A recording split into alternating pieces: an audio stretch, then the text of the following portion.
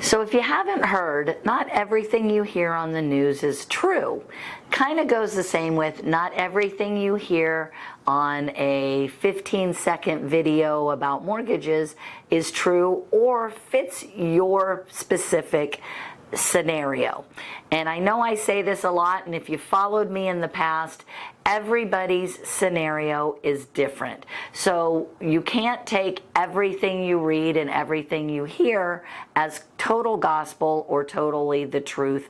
And then sometimes it just doesn't fit your situation at all. So what's usually best is to speak with somebody. I've had 30 years of experience in this business, and I'd be more than happy to talk to anybody at any time about any questions you have. And I'm pretty upfront, so I will not sugarcoat it for you, and I'll help you get to the end zone, because the actual ending point where we want to be is we want to get you into a house, condo, house, you know, manufactured home, whatever, a home for you, and put it into a program and a rate and everything that works for you. So let's break down some of the common myths and things that you hear either on the news or again on somebody's video or something you may have heard. One of the first ones I hear a lot is, don't do anything now, wait for the rates to drop. Okay. You're doing yourself a huge disservice. First off, rates are in the middle sixes, low sixes right now. That is not a bad rate, and that is not a bad rate that you can qualify for. When rates were at 8 and 8.5%, that's a huge difference from where it is now. Are the rates ever going to get down to 3 and 4? Probably not. I don't have a crystal ball, but all indicators are, unless we have another COVID pandemic where they shut us all down or something to that effect, we probably are not going to have rates that low. Now, that being said, could they get in the 5s? Possibly, we hope. But again, 3s and 4s, if that's what you're waiting for, you're going to spend more time waiting for those. You're going to spend more money on rent. You're going to lose the opportunity to buy a house that maybe is $300,000 now, and you wait a year or 2 years and it becomes $320,000, $340,000 or whatever. So you're going to lose that momentum and that chance. So waiting for the rates to drop, not always the smartest move. So again, give me a call. Let's see what you get qualified for before we talk about I'm going to wait for rates. So, okay, that's one. Another point is, and I say this a lot, you need 20% down. You don't always need 20% down.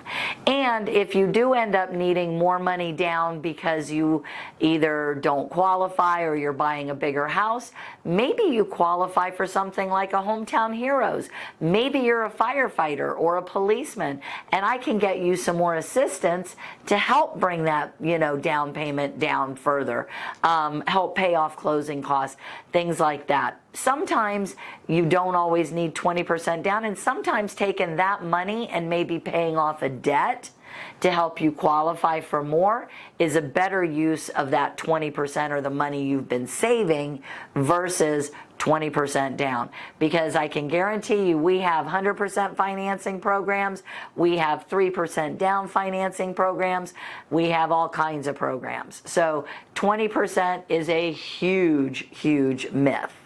Avoiding adjustable rate mortgages. Everybody hears, don't get an adjustable rate. It's horrible. It's horrible. It's going to adjust. Well, yeah, that's what an adjustable rate mortgage does. But it may not adjust to be higher than what you could be getting at a fixed rate. A lot of people, you know, you have to look at the fact, am I going to keep this house for longer than 3 or 5 years? Maybe this is truly your starter home. Maybe it's not the grandiose home that you want to end up with. Maybe, again, it is a starter home, and you are only going to keep it for 3 to 5 years. Well, get an adjustable rate that's fixed for 3 years or fixed for 5 years, and then becomes an adjustable rate. maybe that rate would be a quarter to a half lower. Why pay a 30-year fixed rate if you're not going to keep your home for more than 3 to 5 years? It doesn't make sense when, if a 30-year fixed rate is 6.5 and a 5-year fixed for 5 years becomes an adjustable is at 6 or 5.75. That could be the difference of $30 to $100, whatever, on your monthly payment, and could allow you to qualify for more. So don't always write off adjustable rate mortgages. They are not the devil. They are not horrible. And as long as you go into them with your eyes wide open and you know the possibilities, there's nothing wrong with an adjustable rate mortgage. Something else that I hear a lot that is a fallacy is that if you're self-employed, you cannot get a regular loan. That is not true. We are going to analyze your taxes. Now, if you write everything off and you show no income, then no, you can't get a regular loan, but we can get you a loan. There are many, many programs: bank statement loans, DSCR loans, no ratio loans, 1099 if you get paid commission with a 1099. There are many, many types of loans that we could get you, depending on how much money you want to put down and what your qualifications are. But then again, if you give me your tax returns, there's a lot of things that your accountant writes off that we can add back in. Meaning, if you write off depreciation on a car or a building or something that you own, we can add that back in to your income. So sometimes I can take tax returns and actually get you income. And if that's the case, then yes, self-employed borrower, we can get you a regular vanilla conventional loan.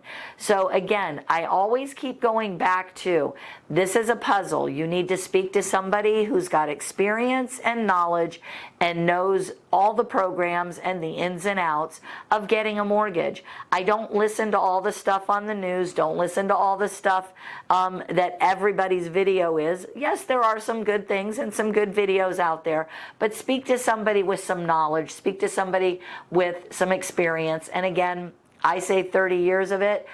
I've got 30 years of it. It's all in my head. It's all in my notes, and I can definitely put you where you need to be in order to get a home. So don't listen to everything everybody says. Don't listen to everything that's in the news. Call me, Dawn Hall, Van Dyke Mortgage, 239-789-7561, your lender for life, and your lender that's going to put your puzzle together.